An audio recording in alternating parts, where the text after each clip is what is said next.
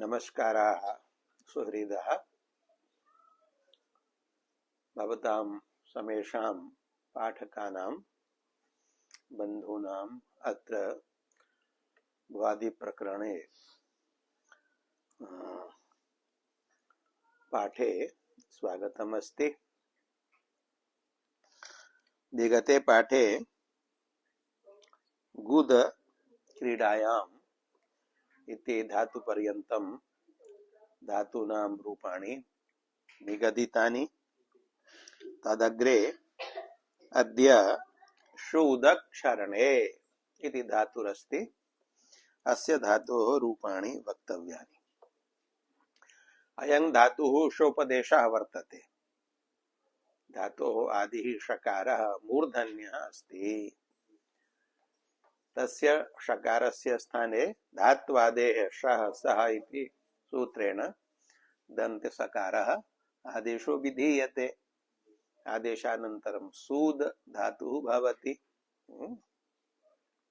अनुदात्तेत अस्ति, अन्त्यः अकारः अनुदात्तः इत्संज्ञकः अस्ति।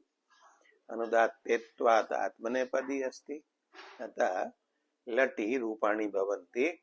सूदते, सूदेते, सूदन्ते, सूदसे, सूदेसे, सूदे, सूदद्वे, सूदे, सूदावहे, सूदामहे। लिटि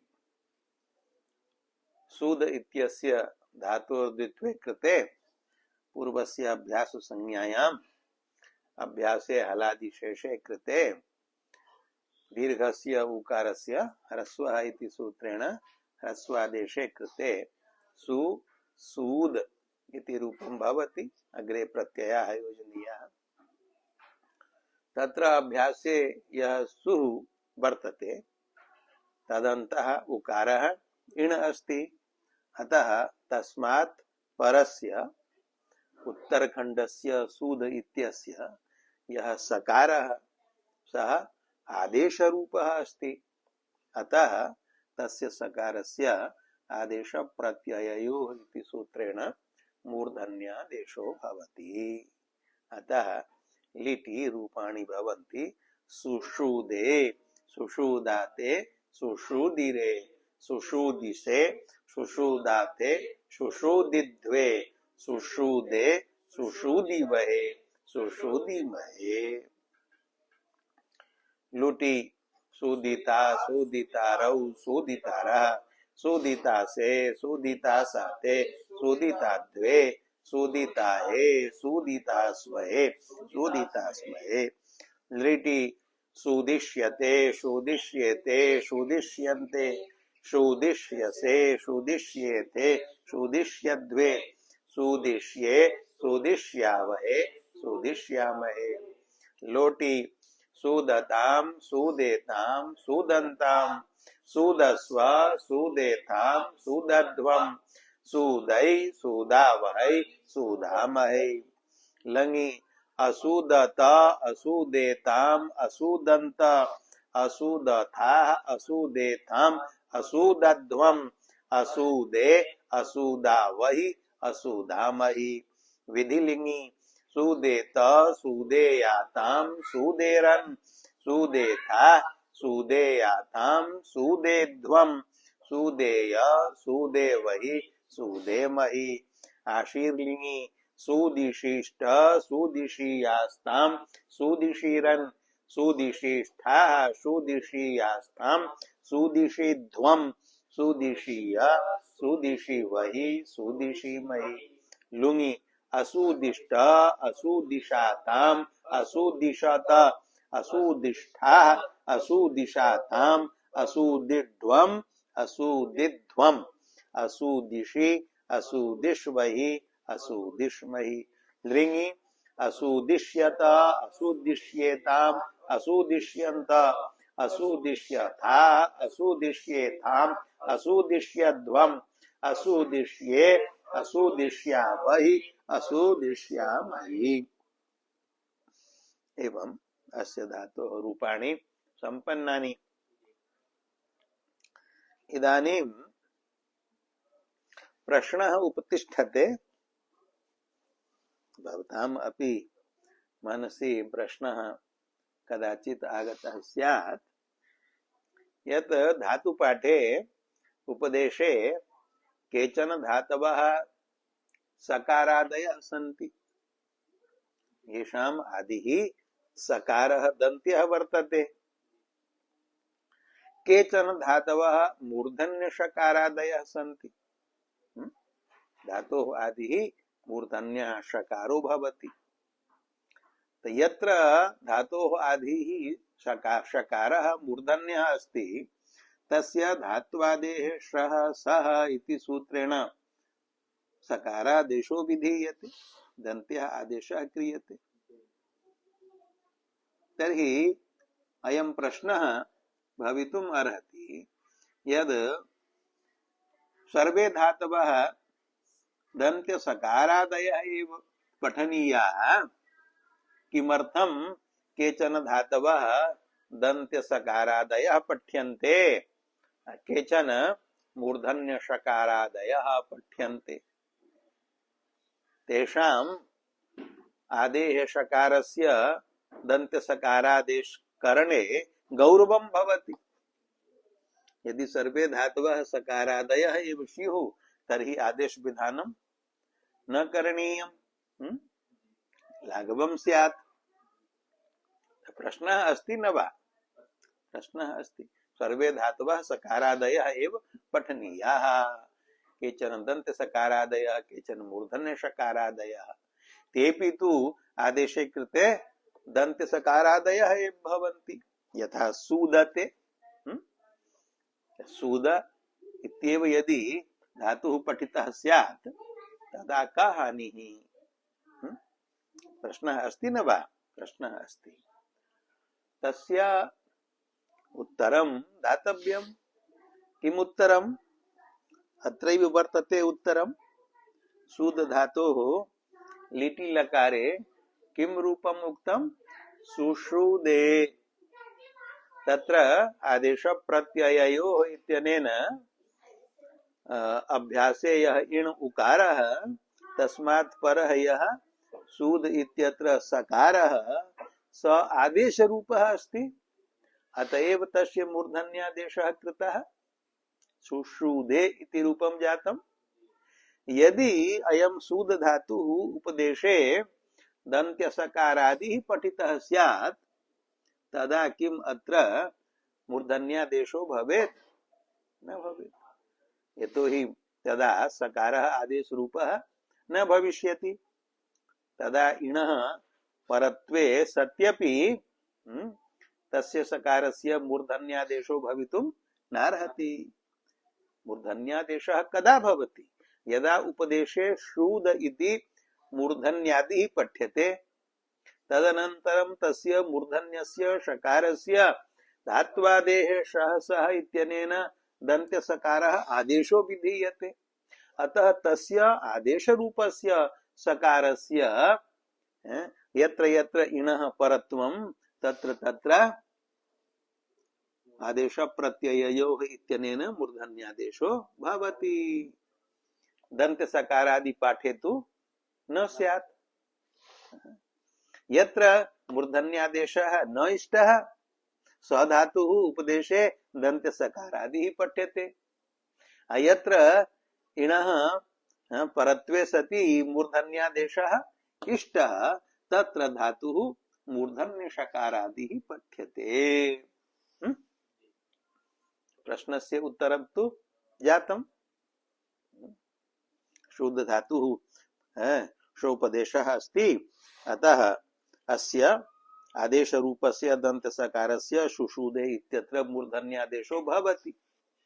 यः धातुः शोपदेशः नास्ति तत्र न भवति। यथा सेक्री गतौ सेक धातुः वर्तते, अयं शोपदेशः नास्ति। अतः अस्य धातोः लिटि किं रूपं भवति? सिसेके। अत्र अभ्यासे सि इति अभ्यासस्य अवयवः इण् वर्तते इकारः, तस्मात् परः अस्ति सकारः, तथापि तस्य मूर्धन्यादेशो न भवति। कुतो न भवति? यतो हि अयं सकारः आदेशरूपः नास्ति। अतएव अस्य मूर्धन्यादेशो न भवति। तदा किं रूपं भवति? सि से के। अत्र सकारद्वयं दन्त्यम् एव वर्तते। इदं फलम् अस्ति। अतएव केचन धातवः उपदेशे शोपदेशाः सन्ति, अन्ये दन्त्य सकारादयः एव सन्ति इति भेदो वर्तते। परन्तु अत्र पुनरपि प्रश्नः उपस्थितो भवति यत् ये धातवः धातुपाठे भगवता पाणिनिना शोपदेशतया पठिताः ते सर्वे इदानीं धातुपाठे षकारादयः न दृश्यन्ते। केचन दृश्यन्ते, केचन दन्त्य सकारादयः एव दृश्यन्ते।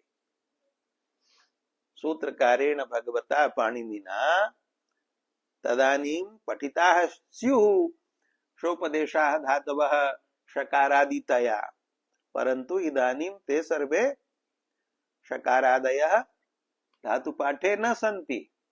यथा राध साध संसिद्धौ इति धातुपाठे वर्तते, तत्र साध इति पाठः सकारादिः अस्ति, परन्तु अयं धातुः शोपदेशः अस्ति।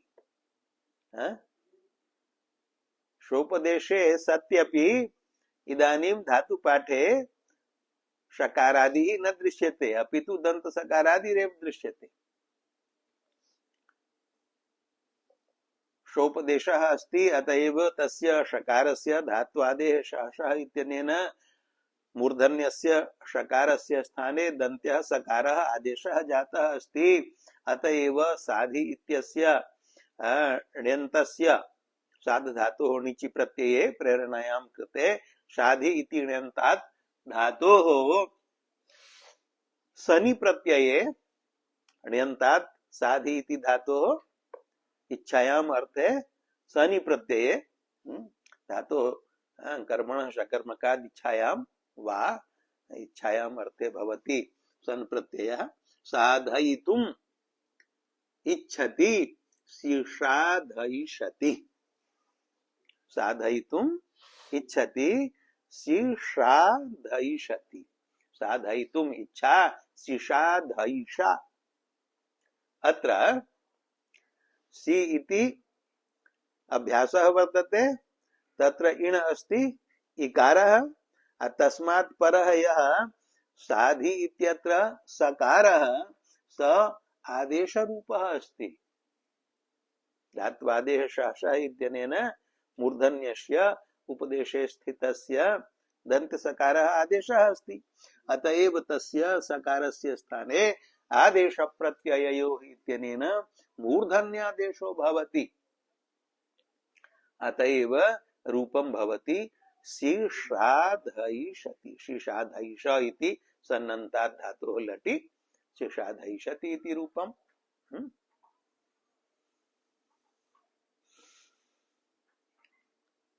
कथम अस्माभिः ज्ञातुं शक्येत यत् कः धातुः उपदेशे शोपदेशः अस्ति, कः वा शोपदेशः नास्ति। धातुपाठे तु साध धातुः दन्त्यसकारादिः अस्ति, किन्तु रूपं यद् दृश्यते शिशाधैषा तेन ज्ञायते यत् अयं धातुः शोपदेशः अस्ति। अत्र प्रमाणं किम्? शोपदेश सोपदेश विषये किं प्रमाणम् अस्ति? यथा अनुनासिकस्य अचः विषये अपि इयमेव स्थितिः अस्ति। भगवता पाणिनिना उपदेश काले अनुनासिकाः ये इष्टाः अचः ते अनुनासिकाः पठिताः, परन्तु कालक्रमेण बहुषु वर्षेषु व्यतीतेषु शतसु स अनुनासिक पाठः परिभ्रष्टः। इदानीं अनुनासिकस्य अननुनासिकस्य च अचः समान रूपेण पाठः प्रायेण दृश्यते। अतः कथं ज्ञायते अस्माभिः कः अनुनासिकः? यस्य उपदेशे स्थितस्य अनुनासिकस्य अचः इति संज्ञा विधेया उपदेशे जनुनासिक इति सूत्रेण तत्र समाधानम् उक्तमस्ति। किं? प्रतिज्ञानुनासिक्याः पाणिनीयाः, पाणिनीयानां प्रतिज्ञान विषयः वर्तते अनुनासिकः। पाणिनीयैः आचार्यैः गुरु शिष्य परंपरा द्वारा व्याख्यायते, व्याख्याय निर्णीयते यत् एते एते अचः अनुनासिकाः सन्ति, अन्ये न सन्ति।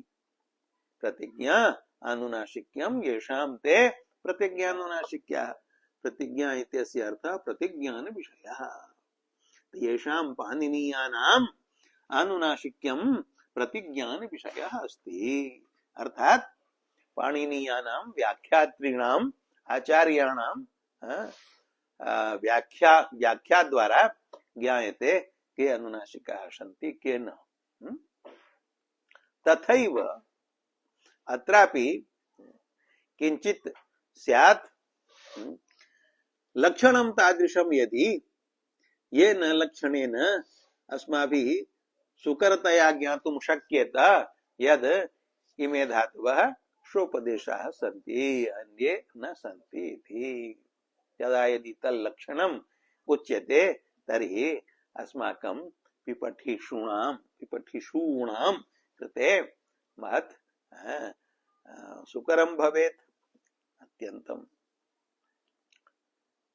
अतः एव करुणया धिया आचार्यैः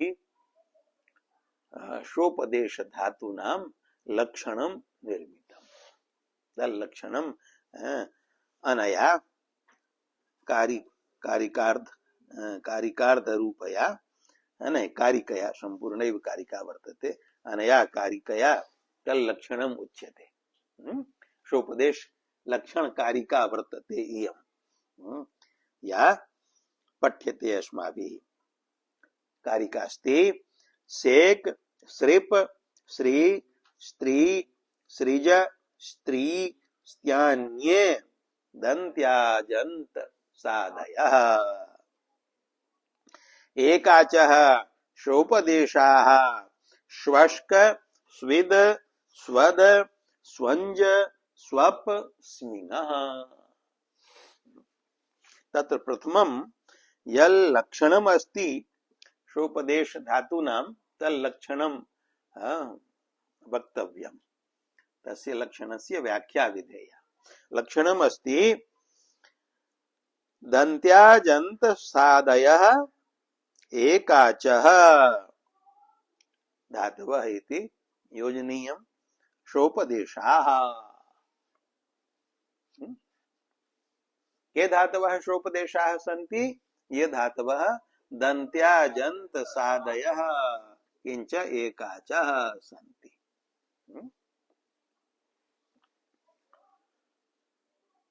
दन्त्याजन्त सादयः इति पदस्य कः अर्थः? अत्र अनेके समासाः सन्ति। समास विग्रह पूर्वकम् अस्य पदस्य अर्थो विवरणीयः। प्रथमं दन्त्य शब्दस्य अच् शब्देन सह द्वन्द्वः समासः अस्ति। दन्त्यश्च अच् च इति दन्त्याचौ इतरेतर योगद् द्वन्द्वः। दन्त्य पदार्थं तो जानन्ति एव भवन्तः। दन्त्यः अर्थात् येषां वर्णानाम् उच्चारणस्थानं दन्ताः भवन्ति ते वर्णाः दन्त्याः उच्यन्ते। लृतु लसानां दन्ताः। लृकारः दन्त्यः अस्ति। तवर्गाः दन्त्याः सन्ति। लकारः दन्त्यः अस्ति। सकारश्च दन्त्यः अस्ति। इमे दन्त्याः वर्णाः सन्ति। दन्त्यश्च अच् च। अच् पदार्थम् अपि जानन्ति एव अ इ उ ऋ लृ ए ओ ऐ औ इति अच् प्रत्याहार बोध्याः ये स्वर वर्णाः सन्ति ते अचः सन्ति। दन्त्यश्च अच्च इति दन्त्याच। अग्रे दन्त्याच शब्दस्य अन्त शब्देन सह बहुव्रीहि समासः करणीयः। तस्य विग्रहः भविष्यति दन्त्याचौ अन्तौ यस्मात्। अत्र अन्त शब्दः चर्मावयववाची न वर्तते इति स्मरणीयम्। अत्र अन्त शब्दः वर्तते अव्यवहित परः इत्यर्थकः। अन्तः अर्थात् अव्यवहितः परः। दन्त्याचौ अन्तौ अर्थात् अव्यवहित परौ यस्मात्। अन्य पदार्थः कः? कस्मिन् अन्य पदार्थे बहुव्रीहिरस्ति? सकारः। यस्मात् सकारात् अव्यवहित परौ कौ दन्त्याचौ सः सकारः दन्त्याजन्तः। यथा पीतम अंबरम यस्य स पीतांबरो हरिः। अन्य पदार्थः हरिः अस्ति, पीतांबर शब्देन कः उच्यते? हरिः। तथैव अत्र दन्त्याजन्त शब्देन कः उच्यते? सः सकारः। अवगम्यते?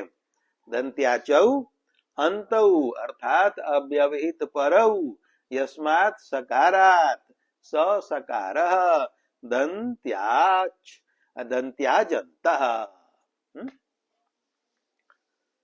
इदानीं दन्त्याजन्त शब्दस्य स शब्देन सह कर्मधारयो विधेय। दन्त्याजन्तश्चासौ सः इति दन्त्याजन्त सः। दन्त्याजन्तः यः सकारः स सकारः दन्त्याजन्त सः। ज्ञातम्? तदग्रे दन्त्याजन्त सः इति समस्तस्य शब्दस्य आदि शब्देन सह पुनः बहुव्रीहि विधेय। दन्त्याजन्त सः आदिः येषां धातूनां। अत्र बहुव्रीहौ अन्य पदार्थः अस्ति धातुः। दन्त्याजन्त सः आदिः अस्ति येषां धातूनां ते दन्त्याजन्त साधयः के धातवः। पदस्य अर्थः सम्यक्तया ज्ञातः। येषां धातूनां आदिः यः सकारः तस्मात् सकारात् अव्यवहित परः यदि अच अस्ति अथवा दन्त्यः वर्णः अस्ति। ज्ञायते? यस्मिन् धातौ आदिभूतात् सकारात् परः दन्त्यः वर्णः अस्ति अथवा अच वर्णः अस्ति स धातुः दन्त्याजन्त साधिः। अतएव स धातुः श्रोपदेशः। तत्र यः सकारः श्रूयते स सकारः उपदेशे नास्ति। उपदेशे मूर्धन्यः षकारः अस्ति। तस्य धात्वादेशः सः इति सूत्रेण दन्त्य सकारादेशः अस्ति। अतएव सकारादिः दृश्यते। यथा अयं शूद् धातुः।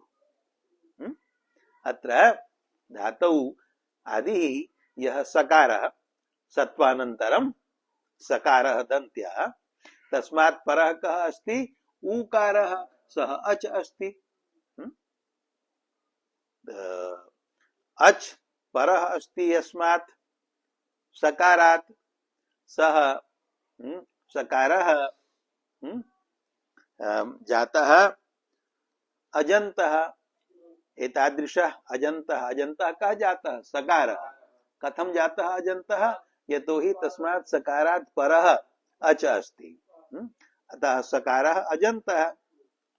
तो अजन्तः यः सकारः सः आदि यस्य कस्य शूद इति धातुः, अतः शूद इति धातुः संजातः अजन्त साधिः। एवं कश्चन धातुः दन्त्यान्त साधिः स्यात्। यह धातुः अजन्त साधिः सोऽपि शोपदेशः, अयश्च धातुः दन्त्यान्त साधिः सोऽपि शोपदेशः। दन्त्यान्त साधेः उदाहरणंष्ठा,ष्ठागति निवृत्तौ। तत्र मूर्धन्यस्य शकारस्य धात्वादेः स इत्यनेन दन्त सकारादेशे कृते निमित्तापाये नैमित्तिकस्याप्यपायः इति परिभाषया मूर्धन्य शकारस्य निमित्तस्य निवृत्तौ ष्टुत्वेन संजातस्य ठकारस्यापि निवृत्तिः भवति, तस्य स्थाने ठकारः आगच्छति, तर्हि धातुः भवति स्था। अत्र धातोः आदिः यः सकारः तस्मात् परः अस्ति ठकारः, सः दन्त्यः अस्ति। अतः दन्त्यान्तः सकारः वर्तते स्था इत्यत्र। तश दन्त्यान्त्यः सकारः आदिः अस्ति यस्य स धातुः स्था धातुः शोपदेशः अस्ति। उपदेशे स्था नास्ति, उपदेशे स्था वर्तते। द्वयोः उदाहरणम् आगतम्। अजन्त साधेः अपि दन्त्यान्त साधेः अपि। तर्हि शोपदेशस्य इदं लक्षणम् अस्ति। किं लक्षणम् अस्ति? दन्त्याजन्त साधयः ये धातवः ते शोपदेशाः सन्ति। लक्षणं ज्ञातं? सरलतया ज्ञातव्यम्। यत्र धातौ सकारात् परः अच वर्तते अथवा यत्र धातौ सकारात् परः दन्त्यः वर्णः वर्तते स धातुः शोपदेशः भवति। यत्र धातौ सकारात् परः अच नास्ति, सकारात् परः दन्त्यः नास्ति, अपितु एतद्भ्यां दन्त्याद्भ्यां भिन्नः एव वर्णः कश्चित् भवति, स धातुः शोपदेशो न भवति। तत्र उपदेशे दन्त्यः एव सकारः अस्ति। अयम् अर्थः लक्षणस्य संजातः, परन्तु एतस्मिन् लक्षणे अतिव्याप्तिरपि अस्ति अव्याप्तिरपि अस्ति। तयोः दोषयोः परिहाराय अन्ये पदे अत्र स्थिते स्तः। प्रथमं यत् पदम् अस्ति सेक सृप श्री स्त्री सृज स्त्री स्त्यान्ये।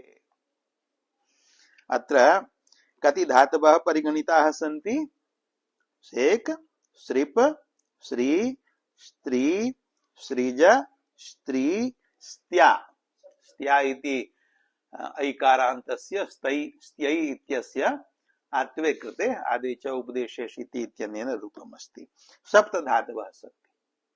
एतेषु सप्तषु धातुषु अस्य लक्षणस्य अतिव्याप्तिरस्ति।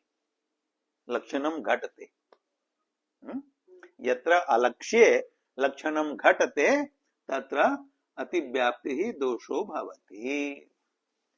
इमे धातवः शोपदेशाः न सन्ति, अपितु सोपदेशाः।